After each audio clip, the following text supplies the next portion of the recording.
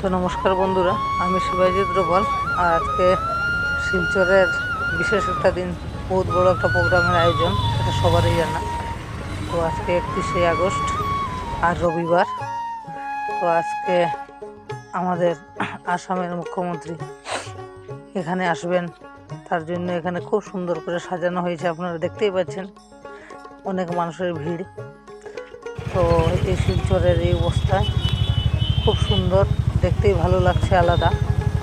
তো যার কারণে আপনাদের জন্য একটি ছোট্ট আমার ভিডিওটি ভালো লাগলে অন্যকে দেখার সুযোগ করে দেবেন এবং আমাদের চ্যানেলটির পাশে থাকবেন আর ভিডিওটির সাথে দেখতে থাকবেন।